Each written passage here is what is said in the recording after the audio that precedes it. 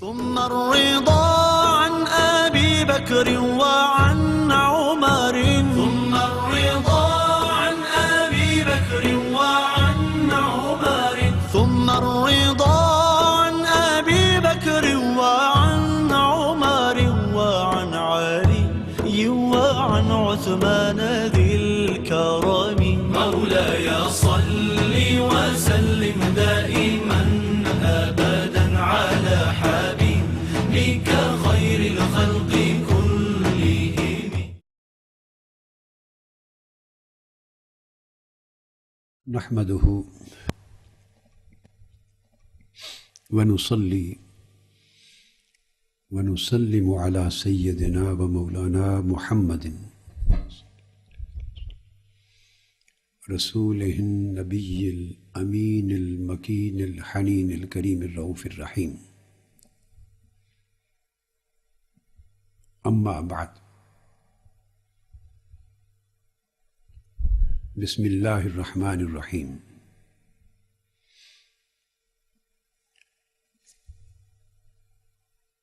محترم مشائخ اعظام، علماء کرام، اساتذہ اور طلباء، عزیزان ملت، خواتین و حضرات اور جملہ سامعین و ناظرین، اللہ رب العزت کا شکر ہے جس کی توفیق سے ہم ایک نہایت ہی اہم اعتقادی اور تاریخی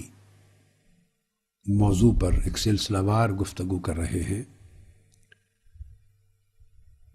اور ہماری کوشش ہے کہ اس موضوع سے متعلق جتنے ضروری پہلو ہیں، یعنی اس موضوع کے جتنے لوازمات اور متعلقات ہیں، وہ ممکنہ حد تک سارے کے سارے ہماری گفتگو کے احاطہ میں آ جائیں، اور ایک مطالعہ اور تحقیق کے نتیجے میں ایسی صورت پیدا ہو کہ امت میں جو افتراق اور انتشار کی کیفیت ہے اور اعتقادی اعتبار سے انتہا پسندی کی کیفیت ہے، اس میں کمی آئے، اور ممکنہ حد تک موضوع زیر غور کے حوالے سے لوگ اعتدال کی طرف آ سکیں۔ جیسا کہ میں نے عرض کیا کہ ہر دو سمت کسی نہ کسی لحاظ سے انتہا پسندی کا بری طرح شکار ہوئے۔ خارجیت نے اہل سنت کا لبادہ اوڑھ کر اہل سنت کے عقائد کو حتی الوسع بگاڑنے اور مسخ کرنے کی کوشش کی، اسی طرح رافضیت نے اہل تشیع میں داخل ہو کر انتہا پسندی اور صحابہ کرام کی شان میں بے ادبی اور گستاخی کی انتہا کی، اور ان کے عقائد کو بھی اعتدال سے بہت حد تک ہٹانے کی کوشش کی۔ ہر دو فریق کے لیے ضروری ہے کہ وہ ان عناصر کو پہچانیں جن کا مقصد صرف امت مسلمہ میں تفرقہ اور انتشار کی آگ لگانا ہے، اور اس بحث کے نتیجے میں مسلمانوں کے ایمان کو بسم کرنا۔ اب ظلم کی انتہا یہ ہو چکی ہے کہ میں نے خود سنا ہے یہ بات اپنے کانوں کے ساتھ، اور ٹی وی پر دیکھا ہے۔ بعض حضرات ٹی وی پر بیٹھ کے خلفائے راشدین کو بار بار ایک بار دو بار نہیں، جب بھی بات کی ان کو نو مسلم کہہ کے یاد کر رہے ہیں، ان کا ذکر کرتے ہیں، نو مسلموں کی یہ بات ہے۔ کبھی ان کو غاصب کہنا، کبھی ظالم کہنا، کبھی جابر کہنا، کبھی منافق کہنا، استغفر اللہ العظیم، کبھی نو مسلم کہنا، اور یہ کہہ کر کہ طویل زمانہ کا جو کفر و شرک تھا اور گمراہی و ضلالت تھی وہ نو مسلموں کی طبیعتوں سے باہر نہیں جا سکا، طبیعتوں میں تبدیلی اور انقلاب نہیں آ سکی۔ کبھی انہیں بنی اسرائیل کی اس منحرف قوم کی مثال دے کر گمراہ قرار دینا جو سامری کے کہنے پر بچھڑے کی پوجا کرنے لگ گئے تھے، ایگزیکٹلی ان کے مماثل کہنا کہ جس طرح بنی اسرائیل کی وہ گمراہ قوم 40 برس یا کم و بیش سال ہا سال کی موسیٰ علیہ السلام کی صحبت میں رہ کر اور معجزات دیکھ کر مومن نہیں ہو سکی تھی، اسی طرح یہ لوگ 23 برس تک حضور علیہ السلام کے ساتھ رہ کر مومن نہ ہو سکے۔ یہ پروپیگنڈا جب ٹی وی پر برسر عام کیا جا رہا ہو اور یہ زبان استعمال ہو رہی ہو تو آپ اندازہ کریں کہ وہ لوگ جو دوسری سمت بھی اعتدال پسند تھے، اعتدال پسند ہیں، اعتدال پہ رہنا چاہتے ہیں، کب تک وہ اعتدال پہ رہیں گے؟ جب حالات ایسے پیدا کر دیے جائیں کہ رد عمل ہو رہا ہو، ہر دو طرف رد عمل ہو رہا ہو، تو رد عمل کبھی بھی کسی فریق کو راہ اعتدال پر رہنے کی اجازت نہیں دیتا۔ اس لیے ضروری ہے کہ نفس مسئلہ پر اصل صورتحال کو واضح کیا جائے تاکہ جسے بنیاد بنا کر اس گمراہ کن انتہا پسندی کے راستے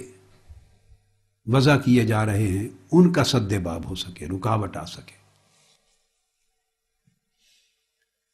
پچھلی نشست تک میں نے اللہ جل مجدہ کی توفیق سے عقیدہ امامت و خلافت پر اصولی گفتگو کی اور ابتدائی 3 صدیوں کی تاریخ کے آئینے میں اس پر روشنی ڈالی، اور یہ بات کم و بیش 5 گھنٹے کی گفتگو میں نے اس پر کی ہے، تصور امامت و خلافت پر کم و بیش 5 گھنٹے، قرآن مجید کے حوالے سے اور پھر اس کے بعد کتب اہل تشیع کے حوالے سے، تاریخ کی کتابیں اور کتب اہل تشیع سے، اور یہ بات اسٹیبلش کی سیدنا امام حسن عسکری علیہ السلام کے زمانہ مبارک تک پورے 300 سال کے قریب جو عرصہ گزرا ہے، ان پوری 3 صدیوں تک امامت اور خلافت کا وہ عقیدہ موجود نہیں تھا اہل بیت اطہار کے اندر، بنو ہاشم کے اندر، آل ابی طالب کے اندر، علویین کے اندر، آل امام حسن اور آل امام حسین کے اندر، بنو فاطمہ کے اندر، جمیع اہل بیت اطہار کی نسلوں میں مبارک اور ان کے مبارک گھرانوں میں 300 سال تک امام کے منصوص من اللہ ہونے پر کوئی متفقہ عقیدہ نہیں تھا۔ پھر ایک امام کے بعد دوسرے امام کی وصیت پر،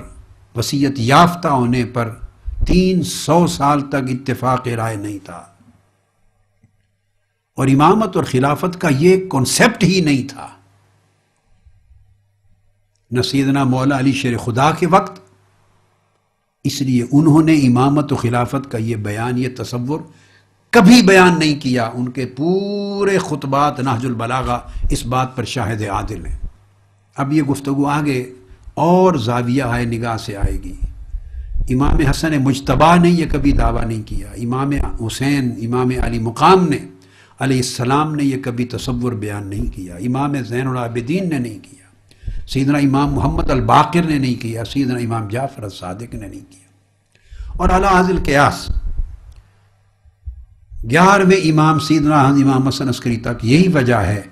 کہ ہر دور میں ہر امام کے بھائی ان کے مد مقابل ان کی خلافت یا ان کی امامت کا انکار کرتے ہوئے وہ تو مدعی نہیں تھے، ان کے سامنے ان کی بجائے اپنی امامت و خلافت کا اعلان کرتے رہے اور جہاد کے لیے فوجیں منظم کر کے باہر نکلتے رہے۔ یہ میں خلاصہ عرض کر رہا ہوں پچھلے 5 گھنٹے کی 6 گھنٹے کی گفتگو کا۔ اس لیے سیدنا امام زین العابدین چچا ان کے تھے، وہ سیدنا امام حسین کے سگے بھائی علوی سیدنا محمد بن الحنفیہ، امام حسین کے بعد انہوں نے دعوی امامت و خلافت کیا، اور امام زین العابدین ان کے بھتیجے تھے، ان کی امامت کی نفی کی۔ پھر اس کے بعد امام زید بن علی، وہ بھائی تھے امام محمد الباقر کے، سیدنا امام زین العابدین کے صاحبزادے، انہوں نے امام محمد الباقر کا انکار کیا سگے بھائی نے، اور انہوں نے اپنی امامت و خلافت کا دعویٰ کیا۔ پھر حضرت امام محمد بن عبداللہ النفس الزکیہ، انہوں نے سیدنا امام جعفر صادق علیہ السلام کے ہوتے ہوئے ان کی امامت کا انکار کیا اور اپنی امامت و خلافت کا اعلان کیا، اور بنو ہاشم نے، بنو فاطمہ نے، علویین نے، بنو عباس نے، آل حسن اور آل حسین نے، موجود کل اہل بیت کے جتنے گھرانے تھے، ان کی بھاری اکثریت نے ان کے دست مبارک پر بیعت بھی کی۔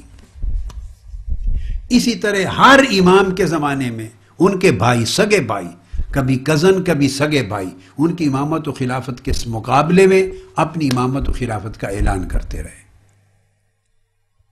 اور ان ائمہ اطہار اہل بیت نے جن کے مقابلے میں امامت اور خلافت کے اعلان کیے، ان کے بھائیوں نے، ان کے کزن نے، انہوں نے کبھی ان کو کافر نہیں کہا۔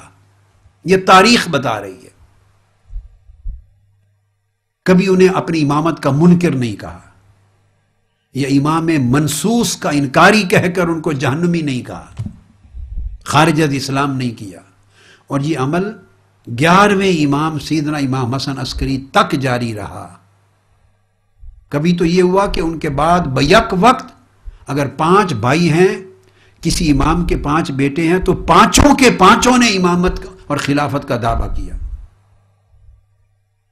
کہیں 11 نے خلافت و امامت کا دعویٰ کیا، اور نتیجتاً 100 کے قریب، 80 کے قریب مختلف فرقے شیعہ کے نام سے الگ الگ وجود میں آتے گئے، چونکہ ہر کوئی کسی نہ کسی کو امام مانتا تھا، اور ہر فرقہ اہل تشیع کا، شیعان کا، شیعہ کا اعلان کرتا تھا کہ یہ وصی ہیں پہلے امام کے، انہوں نے ان کو جانشین اور وصی بنایا، دوسرا کہتا تھا انہیں نہیں، ان کو جانشین اور وصی بنایا۔ اب میں نے یہ ساری تاریخ اس لیے بیان کی تھی کہ یہ بات اس سے اسٹیبلش ہو سکے کہ یہ عقیدہ امامت و خلافت کی یہ ایک کے لیے ہر دور میں منصوص ہوتی ہے، اور وہ حجت قائمہ ہوتا ہے اور حجت اللہ علی الارض ہوتا ہے، اور اس کے سوا کوئی اور دعوی امامت و خلافت نہیں کر سکتا۔ جو کرے گا وہ خارج از اسلام ہو جائے گا، کافر ٹھہرایا جائے گا، جہنمی ہوگا، اور اس کی خلافت منصوص من اللہ ہوتی ہے اور وصیت پر قائم ہوتی ہے، اور وہ معصوم ہوتا ہے۔ یہ پورا کا پورا عقیدہ جس کو میں نے مختلف کتب سے، اصول کافی سے اور اس کی تفسیر شرح صافی سے اور شافی سے، تمام کتب سے تفصیل میں بیان کیا تھا، یہ عقیدہ ہمیں پہلی 3 صدیوں میں ائمہ اطہار اہل بیت کے ہاں، بلکہ اہل بیت کے گھرانوں میں کہیں موجود دکھائی نہیں دیتا۔ جب شیعہ امامیہ، پھر جعفریہ، اور پھر اس کے بعد اثنا عشریہ، بچتے بچتے 300 سال کی ڈیولپمنٹ کے بعد یہ معروف مکتب فکر جب ایگزسٹ کر گیا، اور باقی رفتہ رفتہ چھوٹے فرقے بنتے چلے گئے، تو اس وقت انہوں نے یہ عقیدہ وضع کیا، اور ان کو 12 امام اس معنی میں، امامت منصوصہ کے معنی میں، خلافت منصوصہ کے معنی میں، وصیت پر بیس کرتے ہوئے، معصوم امام، مفترض الطاعت کے معنی میں پھر یہ عقیدہ وضع کیا۔ جب یہ عقیدہ وضع کیا 3 صدیوں کے بعد، جو کہ مولا علی شیر خدا کی زبان مبارک سے پوری حیات طیبہ میں وقت شہادت تک ان کی زندگی میں نظر نہیں آتا، ان کے فرمودات میں نہیں ہے،